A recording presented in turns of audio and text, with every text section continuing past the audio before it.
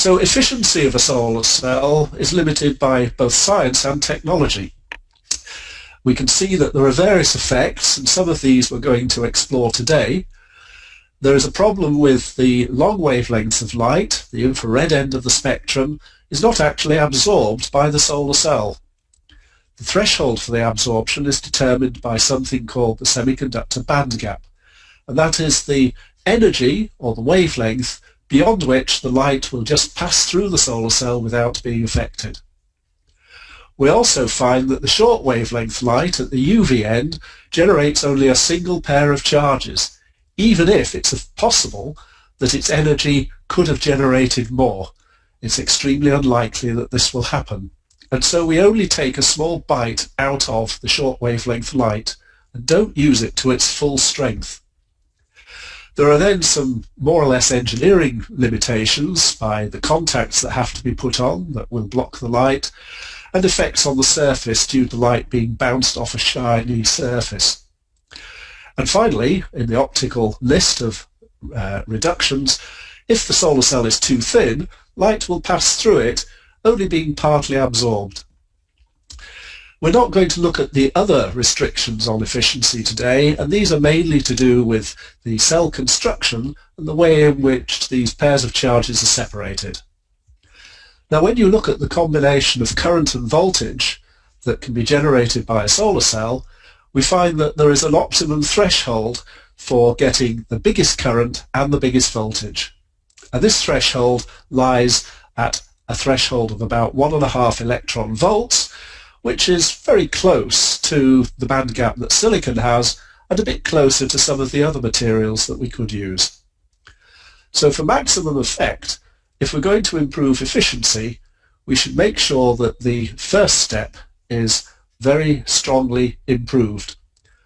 There's no point in spending a lot of effort in improving the electrical bit at the end of a chain if we haven't got light absorbed at the beginning of the chain. So the most important thing is to enhance the light absorption, and that's why we're concentrating on that today. So the influence of the light source is that the first 5 of these issues that I've identified are all to do with collection of light. And if we set aside the technology ones of shadowing and reflectance, we can concentrate now on these more fundamental restrictions, which are the solar cell thickness and the spectrum of the light source. The solar cell thickness means that we have to have the material enough thickness to prevent light from being transmitted through it. And also we have to make sure that the chosen material is optically absorbing, and this is more to do with the spectrum of the light. So if we have to use sunlight, we have to make sure that our chosen material will absorb sunlight. In other words, it will have to have a certain colour. The effect of cell thickness is shown by these 2 pictures on this slide, where we can see on the left-hand side there's a fairly thick piece of material, just shown in orange, and we can see the light that is coming in has an intensity I0, passes through this slab of material and comes out with much less intensity, shown by that arrow, reduced, and it comes out as I. And those who need the maths for this, you can see from the equation up here that it's an exponential dependence on t. In other words, if we plot the intensity of the light against the distance, the intensity stays more or less flat and then drops off very abruptly as it goes through the material to the new value here. If we have a thinner piece of the same material, then of course the intensity doesn't fall off as far. But the other thing that this equation tells us is that most of the light is absorbed right at the beginning. The light falls off very steeply at first and then gradually thins out here. So there's no point in making the material too thick, because then you have diminishing returns. In other words, you get less back in absorption from the effort put in, and in fact the cost put in making this material thicker. So we really need to be able to adjust the thickness of the solar cell from this extreme, where it isn't absorbing more than about half the intensity, to this one, where it's absorbing pretty well everything, but maybe we're not getting much advantage from this light down here. So the thickness of the cell can be adjusted, At least it can be adjusted with some types of material, with others it's rather more difficult. And the second effect is the effect of the light spectrum.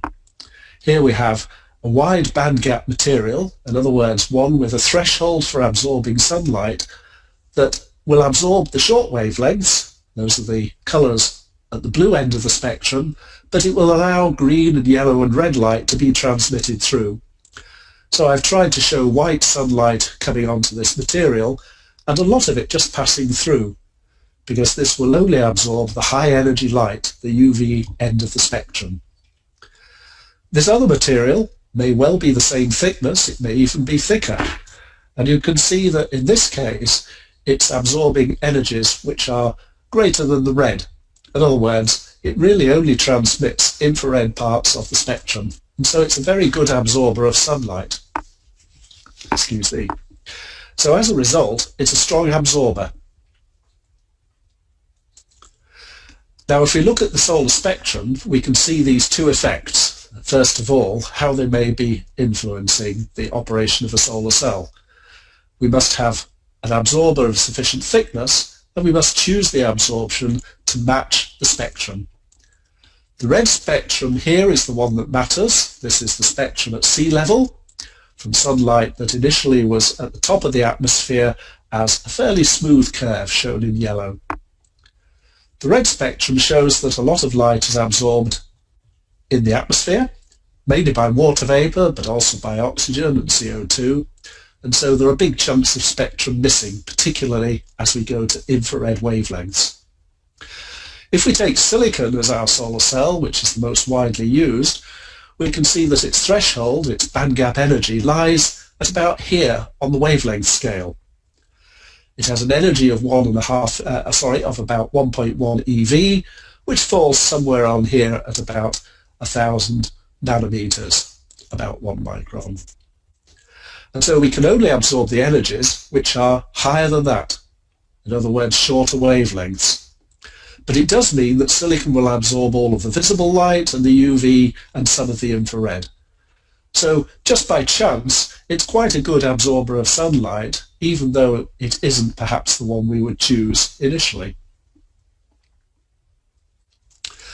I can show this a little more detail and see that actually it's not as good as you might seem from a threshold consideration alone. Here I've shown in red the spectrum we've just been looking at, and this is shown in terms of the watts per square meter that are on each band of wavelength going along.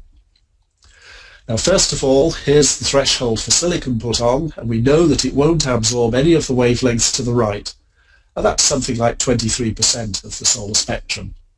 That energy is just not sufficient enough to generate pairs of charges. But even above that threshold, we don't absorb everything. The light, which is just of sufficient energy to be absorbed, still isn't absorbed 100%. So this near-infrared part of the spectrum, some of it still passes through the silicon. It doesn't actually generate charges either.